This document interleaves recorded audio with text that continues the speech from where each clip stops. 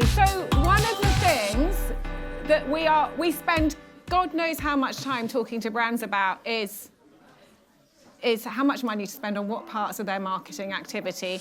What is the point of the upper funnel? Should they have an upper funnel? How are they going to track all of this? So essentially the conversation starts like this. How much money should we spend on different parts of our marketing activity? What are all the other brands doing? That's what everyone wants to know. What's everyone else doing? And then they get into well, how will we know if this works? And you find yourself immediately in everybody's favourite conversation, which is attribution. So, of course, it's riveting. So welcome to the stage. Thank you. Chris Liversidge, I have moved it on. The founder and CEO of Corviday. I was so excited I always get so excited with our tech partners. They're always also clever, guys. This is what I love. They're literally going around the internet, figuring out stuff that would be beyond most of us to figure out. So I was so excited when we met you guys and heard what you're doing, because I'm always thinking, can anybody solve attribution? Which I'm not sure if anybody can, but I think you are getting close. So Chris, introduce yourself and tell everyone what you do. Thanks very much. Yeah, I'm delighted to. So I've been working in digital marketing for about 20 years. So I've heard the word attribution for a long time, a very, very long time. And I noticed at the start of the event today, which I must say, I think this is a fantastic event, a lot of people in the audience were calling out the upper funnel and just understanding the upper funnel and new customers, because that's where they come from, was one of the kind of real standout topics. And also in that previous session, or the one before, dependencies on Google and Facebook. You know, when I started out, Google was the main place that you spent your money. Then Meta came along, it wasn't Meta at the time, and very quickly that became maybe half of your media spend. And today we're in really a multi-siloed world. Amazon is the big third player, but Apple, of course, anyone who's playing big in the app space. And then we've got retail media networks now coming up. You can spin your own up on Amazon these days. And Walmart, I think they made $2 billion just selling ads directly on their own retail media network. So attribution, I think, has always been a difficult challenge. And I'm pretty certain there'll be plenty of people in the audience here who've undertaken trying to approach attribution, which is just trying to value things differently from a last touch valuation, the last touch that you got. Who has tried to do that? Must be there we go. And I bet you're all pretty frustrated with it.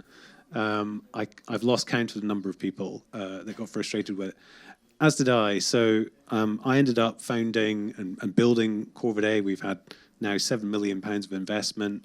There's been 8 years of development in an AI process, which lets us replace cookies in measurement technology. And we did that because when you scratch the surface of attribution, the challenge is not really which model you're using, whether you're trying to do data-driven attribution. The challenge is that the data you're applying that to is incredibly broken. And really, that's the problem that Corviday is solving. We take the broken customer journeys that you're presented with, that you see in Google Analytics and Adobe Analytics, and we rebuild those broken journeys. And typically, we get those to between 2 and 3 times as long. We've actually got a customer I was talking to yesterday. They're 6 times as long. And these journeys, which are fractured and fragmented in your analytics today, they become impossible for you to attribute. And therefore, we all end up stuck in a kind of last touch world. And we get different numbers from Facebook, from the numbers we get from Google. We get different numbers again from Amazon. It makes it very difficult to kind of try and gain some control over your media mix. So that stitching together, we use AI for that. We're completely cookie-free. Anyone who's paid attention in the analytics world knows we've really lost cookies, particularly this year. That's more or less it.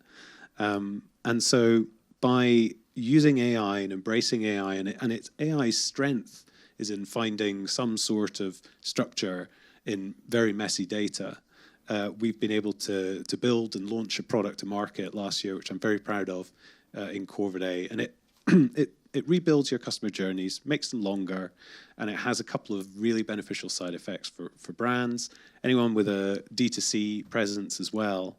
The first of those is, one of the side effects is attribution. It's stitching these paths together based on the probability that an event in that path is a continuation of a previously seen event.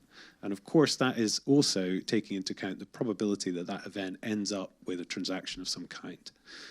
So that model we make available to our customers, and they can feed that model back into their ad tech and automate the ad bidding and the AI that those ad tech are using these longer conversion journeys. So for some of our customers, we're really excited. We've got a whole bunch of case studies on our website. Do come and check them out. But we have great case studies where we plug back in Corviday, stitch together longer journeys into Google, and we get cost per acquisition reductions of about 20%, and we get an increase in conversions of around about 50%. And that's really just giving Google more data for its own AI to use to optimize. And the great thing for brands, and particularly brands that are looking for new customer acquisition, is those earlier touch points in a conversion journey. That's top of the funnel, that's new customers. And because most of or their branding activity, their upper or funnel branding activity, exactly. We've got some really exciting, so we can join in things like TV spot data, etc. We've got some really exciting data about that. But the other side of it, I guess, is it lets you acquire people more cheaply because everything's auction-based online. If you're able to see that an ad that previously you weren't able to connect to a conversion, in fact, was effective, you can be pretty sure, unless someone's using Corviday, we have a global patent on this process, they're not going to know that those ads in those early top of funnel locations are effective. Oh, I didn't even know we had one of our slides. That's great. So there's some of the numbers I said earlier. But what I found really interesting to you, and then knowing the conversations we have with brands, is brands are often quite fearful of spending money on the upper funnel activity because they know they have to, because most people sort of understand the principles that customers might not buy at that very moment. You might need to educate them over time, but they don't like it because it doesn't really seem to necessarily show any particular results. But you are now able to demonstrate the value of the upper funnel branding upfront activity that brands might do and the time length it takes to purchase. So give us some examples of what you specifically found in terms of that brands didn't know or hoped might be true and now they found out is true.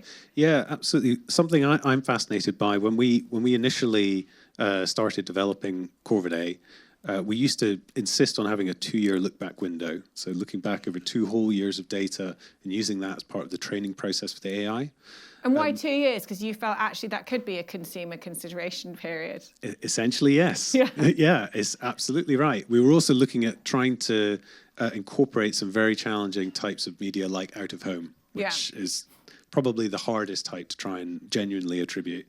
But we looked at that, and in the development of our AI, we were asking the AI model itself to start to set its own look-back window based on how much it affected its ability to predict the conversions. That's really the measure we're using to stitch everything together. And its effectiveness, which now runs at about 98% accuracy. So when we're rebuilding these journeys, we are really, really confident that they are accurate journeys, and we can prove that process, not least in the fact that you can feed the journeys into your ad tech and buy on the basis of that and see dramatically improved performance, but also because there's great data science ways that you can test if something works or not. And the AI ultimately set a look-back window of about 48 days, not 2 years, and that tells us something about customer behavior. It tells us that we can absolutely have incredible brand effect.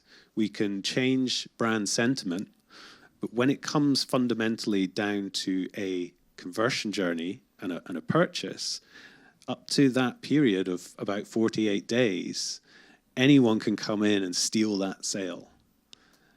Someone will be in market, they might well be bought into your brand ethos and philosophy, but if you're not there within that window, they're very likely to be taken by whoever is there. And I thought that was a fascinating insight. What they'd change to a different brand if you bowed out of that time window. If you're not in play within that window.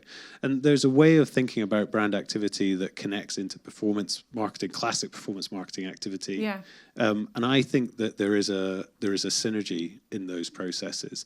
Really great brand activity can also contribute towards that conversion. And you can see and literally look through conversion journeys with those touch points and understand the effectiveness of different brand campaigns as well in the platform.